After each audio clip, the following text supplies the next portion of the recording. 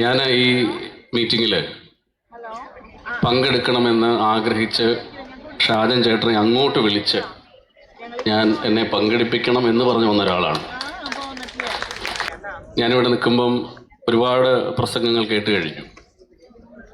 എൻ്റെ മനസ്സിൽ മറ്റൊരു ചിന്ത, നിങ്ങളൊക്കെ ഒരുപാട് സംസാരിച്ചിട്ടുള്ള, നിങ്ങളൊക്കെ ഒരുപാട് പറഞ്ഞിട്ടുള്ള ഒരാളുടെ മുഖമാണ് എനിക്കിവിടെ ഇരിക്കുമ്പോൾ ഓർമ്മ വരുന്നത്. 2018 കോഴിക്കോട് ജില്ലയിലെ പുതുശ്ശേരി എന്ന ഗ്രാമത്തിൽ നിന്ന്, ചെങ്ങോട്ടുകര എന്ന പ്രദേശത്തു നിന്ന് ഇന്ത്യയുടെ മഹത്വം, ഇന്ത്യയുടെ ഹീറോ എന്ന് വിദേശ രാജ്യങ്ങൾ വാഴ്ത്തിപ്പാടിയ ലിനി എന്ന് പറയുന്ന ഒരു പെൺകുട്ടിയെ ഞാൻ ഓർക്കുകയാണ്.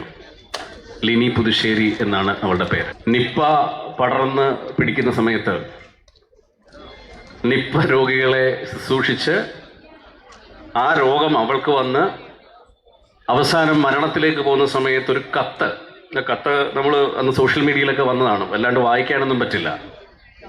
ആ കത്തിൽ അവൾ പറഞ്ഞത്, ചേട്ടാ നമുക്ക് 2 കുഞ്ഞുങ്ങളാണ്, നിങ്ങൾ ആ 2 കുഞ്ഞുങ്ങളെ ചേർത്ത് പിടിക്കണം. സജീഷ് എന്നാണ് അവരുടെ ഭർത്താവിൻ്റെ പേര്.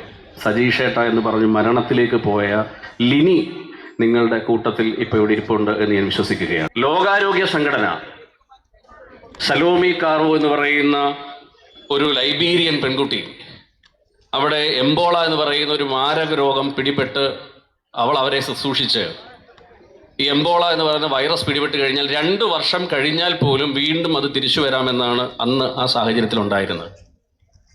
അപ്പോൾ എംബോള രോഗം പിടിപെട്ട് അവരെ ശുശ്രൂഷിച്ച് 2 വർഷം കഴിഞ്ഞതിന് ശേഷം എംബോള രോഗികളെ ശുശ്രൂഷിച്ച സലോമി കാർവേ, അവൾ പ്രസവാനന്തര ശുശ്രൂഷയ്ക്ക് അവിടെ ഹോസ്പിറ്റലിൽ ചെന്നപ്പോൾ ആ ഹോസ്പിറ്റലിലെ ഡോക്ടർമാർ നോക്കാത്തത് കൊണ്ട് 2 വർഷം കഴിഞ്ഞിട്ടില്ല നീ എംബോള രോഗികളെ ശുശ്രൂഷ, അതുകൊണ്ട് ഞങ്ങൾക്കും ആ രോഗം വരുമെന്ന് പറഞ്ഞ് അവൾക്ക് ശുശ്രൂഷ കൊടുക്കാതെ പ്രസവാനന്തരം മരിച്ചുപോയ സലോമി കാർവോയുടെ പേരിനൊപ്പമാണ് ലോകാരോഗ്യ സംഘടന ലിനി പുതുശ്ശേരിയുടെ പേരെഴുതി ചേർത്തത്. അവരുടെ പ്രതികളാണ് നിങ്ങളത് മനസ്സിലാക്കിയാൽ മതി. 40,000 രൂപ എന്ന് പറയുന്ന തുച്ഛമായ ശമ്പളം എന്ന് ആലോചിച്ച് നോക്കി. ആ ശമ്പളം കൊടുക്കാത്തതിൻ്റെ പേരിൽ തെരുവിൽ ഇറക്കിയിട്ടുണ്ടെങ്കിൽ അത് ഒരിക്കലും ഭൂഷണമല്ല ജനാധിപത്യ സമൂഹത്തിന് എന്ന് പറയാൻ ആഗ്രഹിക്കുകയാണ്. തൊട്ടടുത്തിരിക്കുന്ന ബിനിച്ചേച്ചിയാണ്. നിങ്ങൾ സമരം ചെയ്യുന്നത് ഈ ചെവി കേൾക്കാത്ത, കണ്ണ് കാണാത്ത കിരാതന്മാരുടെ മുമ്പിലല്ലേ? 1300 രൂപ വേണമെന്ന് പറഞ്ഞല്ലേ സമരം ചെയ്യുന്നത്? 1300 വേണം, പകുതി പൈസ അല്ലേ ചേച്ചി, മിനി ചേച്ചി? 700 രൂപ. ആ 700 രൂപ വേണമെന്ന് പറഞ്ഞ് മഴയത്തും വെയിലത്തും സെക്രട്ടേറിയറ്റിന്റെ പടിക്കൽ തമ്പുരാൻ അങ്ങോട്ടും ഇങ്ങോട്ടും കീറോണം അടിച്ച് പോകുന്ന സമയത്ത് 278 ദിവസം അല്ലേ, ഏതാണ്ട് 1 വർഷത്തോളം മഴയത്ത് സെക്രട്ടേറിയറ്റിന്റെ പടിക്കൽ സമരം ചെയ്ത കുഞ്ഞുങ്ങളെ കൊണ്ടൊന്ന് കെട്ടിപ്പിടിച്ച് സമരം ചെയ്ത സ്ത്രീ അപ്പുറത്തിരിക്കുന്ന ആശാ വർക്കേഴ്സിന്റെ പ്രതിനിധി. ഈ തമ്പുരാന്റെ കണ്ണ് തുറന്നിട്ടുണ്ടോ ചേച്ചി? തുറന്നിട്ടുണ്ടോ? ഞാൻ ആ സമരവേദി പോയതാ. മഴ പെയ്ത സമയത്ത് ഒരു ടാർപ്പ വലിച്ചു കെട്ടിയപ്പോ സെക്രട്ടേറിയറ്റിന്റെ മുമ്പിൽ ടാർപ്പ കെട്ടാൻ പാടില്ല പറഞ്ഞ് കേസെടുത്ത പോലീസും പുങ്കവന്മാരും അവിടെ ഇരിക്കുന്നത്. അവര് നിങ്ങളുടെയൊക്കെ 1300 കേൾക്കുക എന്ന് പറഞ്ഞാൽ എന്റെ ജാസ്മിനെ നിങ്ങൾ യുദ്ധം ചെയ്യേണ്ടി വരും.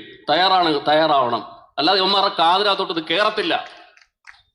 ഈ ആശാവർക്കേഴ്സിന്റെ സമരം അവിടെ നടക്കുന്ന സമയത്ത് തൊട്ടപ്പുറത്ത് ഞാൻ വേറെ സമരത്തിൽ പങ്കെടുത്തു. എന്തായിരുന്നു സമരം എന്നറിയാമോ? കേരളത്തിലെ പെൺകുട്ടികൾ, വനിതാ പോലീസ് ഓഫീസേഴ്സ് അല്ലെ, നിങ്ങളുടെ സമരത്തിന്റെ തൊട്ടപ്പുറത്ത് വനിതാ പോലീസേഴ്സ് പെൺകുട്ടികൾ PSCയിൽ റാങ്ക് ലിസ്റ്റിൽ നിയമനം വന്ന പേര് വന്ന പെൺകുട്ടികളാണ്.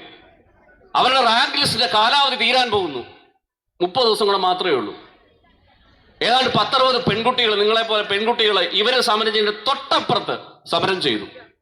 മുട്ടയിഴഞ്ഞു, റോഡിലിറങ്ങി, മെഴുകുതിരി കത്തിച്ചു. ഞാൻ ആ സമരത്തിൽ പോയിട്ട് അവിടെ അഭയ എന്ന് പറഞ്ഞൊരു പെൺകുട്ടിയോട് ചോദിച്ചു, നിങ്ങൾ എന്തിനാണ് ഈ മാസ്ക് ഇട്ട് സമരം ചെയ്യുന്നതെന്ന്. അപ്പൊ അഭയ എന്നോട് പറഞ്ഞത്, സാറേ 3 ദിവസം വീട്ടിൽ നിന്ന് ഇറങ്ങിയിട്ട് ഭർത്താവിന് മാത്രമേ ഞാൻ സമരത്തിൽ വന്നെന്ന് അറിയുള്ളൂ, എൻ്റെ അപ്പനും അമ്മയ്ക്കും അറിയത്തില്ല. ഇവിടെ സമരം ചെയ്യുന്ന ഫോട്ടോ അവർ കണ്ടാൽ അവർ കരയും, നോവും. അതുകൊണ്ട് മാസ്ക് വെച്ച് സമരം ചെയ്ത പെൺകുട്ടികൾ അപ്പുറത്തുണ്ട്. ഇവന്മാരെ അവരെ തൊട്ട് നോക്കിയിട്ടില്ല. ആ PSC റാങ്ക് ലിസ്റ്റ് എന്ന് പറയുന്നത് തീർന്നു പോയി. ആശാ വർക്കേഴ്സിന്റെ സമരക്കാരാണ് അവിടെ ഇരിക്കുന്നത്. കോവിഡ് സമയത്ത് ഇവിടെ പറഞ്ഞല്ലോ, സൂചിപ്പിച്ചല്ലോ. കോവിഡ് സമയത്ത് വക്കീല നിലയിൽ ഞാൻ യാത്ര ചെയ്തിട്ടുണ്ട് കേരളത്തിൽ അങ്ങോളം ഇങ്ങോളം. പോലീസുകാർക്കൊപ്പം ആ മാസ്കും ആ അദ്ദേഹത്തിന്റെ നേരെ പേര് കിറ്റും ഇത് സകലതും വലിച്ചു കയറ്റി ഒരു പെൺകുട്ടി അല്ലെ, പ്രത്യേകിച്ച് പീരീഡ്സിന്റെ കാലമൊക്കെ ആണെങ്കിൽ അവൾ അനുഭവിക്കുന്ന ബുദ്ധിമുട്ട് ഈ പുങ്കവന്മാർക്ക് പറഞ്ഞാൽ മനസ്സിലാവൂ? മനസ്സിലാവത്തില്ല. അത് വിട്ട് വേർത്ത് കുളിച്ച് ആ കോവിഡ് സമയത്ത് തേരാപ്പാര ജോലി ചെയ്ത മനുഷ്യരാണ്.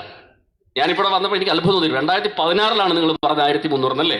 10 കൊല്ലം കഴിഞ്ഞു ഇതിന്റെ പുറത്ത് അടയിരിക്കില്ല. വനിതാ പോലീസുകാരികള് സാരി ഉടുത്ത കാലഘട്ടമായിരുന്നു കേരളത്തിൽ. ഒരുപാട് വർഷമൊന്നും ആയില്ല. നമ്മള് ഒരു 98, 99, 2000 കാലമാണ് ഞാൻ പറയാം. 2000 കാലത്ത് സാരി ഉടുത്ത വനിതാ പോലീസുകാർ സമരം, ആ സാരി മാറ്റണം എന്ന് പറഞ്ഞ് സമരം ചെയ്ത ഒരു രാഷ്ട്രീയം കേരളത്തിലുണ്ട്. ഞങ്ങൾക്ക് സാരി ഒന്ന് മാറ്റിത്തരണം.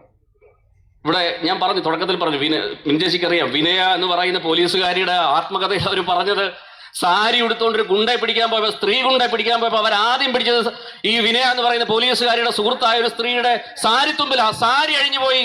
ആ മാനം പൊത്തിക്കൊണ്ട് അവളെ പോലീസ് ജീപ്പിൽ കയറി തമ്പാനൂർ പോലീസ് സ്റ്റേഷനിൽ വന്നിട്ട് ആ ദിവസം വിനയ തുടങ്ങിയ സമരമാണ്. പിന്നീട് 15 വർഷം കഴിഞ്ഞപ്പോൾ അവർക്ക് യൂണിഫോം, ഇവിടെ മെറിൻ ജോസഫ് IPS ഒക്കെ നല്ല യൂണിഫോം ഇട്ട് സുന്ദരികളായി നടക്കുന്നെങ്കിൽ വിനയ എന്ന് പറയുന്ന സ്ത്രീ ഒറ്റയാൾ സമരത്തിന്റെ ഭാഗമാണ്. അതുകൊണ്ട് ഈ 10,000-കണക്കിന് മനുഷ്യരായ നിങ്ങൾ കേരളത്തിൽ, എനിക്ക് അത്ഭുതമുണ്ട് സത്യം പറയാം, കേരളത്തിൽ ഒരു രാഷ്ട്രീയ പ്രസ്ഥാനം, എന്റെ പൊന്നു ജാസ്മിനെ, ഒരു രാഷ്ട്രീയ പ്രസ്ഥാനവും രാവിലെ തൊട്ട് വൈകുന്നേരം ഇത്തരം ഒരു സമരം സംഘടിപ്പിക്കാൻ പറ്റില്ല. വൈകിട്ടാവുമ്പോ പൈന്റ് കുപ്പി കൊടുക്കണം, ബിരിയാണി കൊടുക്കണം. ഈ സമയമാകുമ്പോ പോവും. പക്ഷേ ഞാൻ നോക്കുന്നുണ്ട്, ഒറ്റ മനുഷ്യൻ പോലും പോയിട്ടില്ല. കാരണം ഇത് അതിജീവനത്തിന്റെ സമരം ആയതുകൊണ്ടല്ല, നിങ്ങളുടെ സമരത്തിന് ന്യായമുണ്ടായതുകൊണ്ടും നിങ്ങൾ ഹൃദയം കൊണ്ട് സമരം ചെയ്തുകൊണ്ടും നിങ്ങൾ ഇവിടെ നിൽക്കുന്നത്. അല്ലാതെ ഇതാരെങ്കിലും വിളിച്ച് സമരത്തിന് പോകണമെങ്കിൽ ബസ് കൊടുക്കണം, ബിരിയാണി കൊടുക്കണം, പൈന്റ് കൊടുക്കണം, കാശ് കൊടുക്കണം.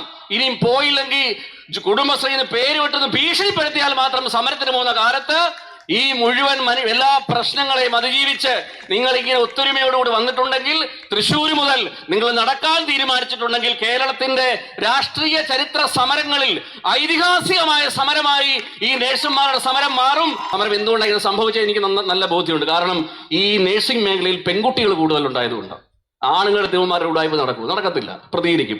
ഈ പെൺകുട്ടികളായ നിങ്ങൾ ഈ മേഖലയിൽ കൂടുതൽ ഉണ്ടായത് കൊണ്ടാണ് ഇത്രയും സമരം നിങ്ങൾക്ക് ചെയ്യേണ്ടി വന്നത്. പക്ഷേ ഇവർ മനസ്സിലാക്കണം, പെൺകുട്ടികൾ ഇവിടെ ഇരിക്കുന്നത് കൊണ്ടാണ് ഈ സമരം ഇത്രമാത്രം വിജയിച്ചത്. അതാണ് ഈ സമരത്തിന്റെ പ്രത്യേകത. ആൺകുട്ടികളാണെങ്കിൽ പോയേനെ. വ്യക്തിപരമായി ഞങ്ങളുടെ പ്രസ്ഥാനത്തിന്റെ പേരിൽ എല്ലാവിധ അഭിവാദ്യങ്ങളും അർപ്പിക്കുന്നു. നിങ്ങൾക്ക് ഈ സമരം വിജയിച്ച് ഞങ്ങളെ സ്നേഹത്തോടെ ശുശ്രൂഷിക്കുക. ഇനി പൈസ കിട്ടിയില്ലേ പോലും എനിക്ക് നല്ല ബോധ്യമുണ്ട്. ഞാൻ ഒരു 3 ദിവസം മുമ്പ് മെഡിട്രീന ഹോസ്പിറ്റലിൽ ഒരു വ്യക്തിപരമായ ആവശ്യത്തിന് പോയ ആളാണ്. നേഴ്സുമാരുടെ മുഖം കാണുമ്പോൾ നമുക്ക് വല്ലാത്ത സന്തോഷം അല്ലേ? എത്ര രോഗം ഉണ്ടെങ്കിലും ആശുപത്രിയിൽ പോയി ചിരിച്ചുകൊണ്ടിരിക്കുന്ന നേഴ്സുമാരുടെ മുഖം കാണുമ്പോൾ ഒരു സന്തോഷം എന്ന് പറയുന്നത് പോലെ, നിങ്ങൾക്ക് ഇനി ശമ്പളം കിട്ടിയില്ലെങ്കിലും, നിങ്ങൾക്ക് ഈ പറയുന്ന ജോലിഭാരം കൂടുതലാണെങ്കിലും, ഒരു കൊടയുടെ ജോലിയാണ് നിങ്ങൾ ചെയ്യുന്നത്. മഴ നനയണം, മറ്റുള്ളവരെ നനയ്ക്കാനും പാടില്ല, കരയാൻ പാടില്ല, ദ്വേഷിക്കാൻ പാടില്ല, വെറുപ്പ് കാണിക്കാൻ പാടില്ല, മാനേജ്മെന്റുകാരെ ചീത്ത കളിയേക്കണം, രോഗിയുടെ ബന്ധുക്കളെ ചീത്ത കളിയേക്കണം, വീട്ടുകാരുടെ പ്രശ്നം, ഇതെല്ലാം അനുഭവിച്ചാണെങ്കിൽ പോലും, ശമ്പളം ഇല്ലെങ്കിൽ പോലും, ഞങ്ങളുടെ രോഗികളായ ഞങ്ങളുടെ മുമ്പിൽ നിങ്ങൾ വരുമ്പോൾ സന്തോഷത്തോടെയും ചിരിച്ചുകൊണ്ടുമാണ് വരുന്നത്.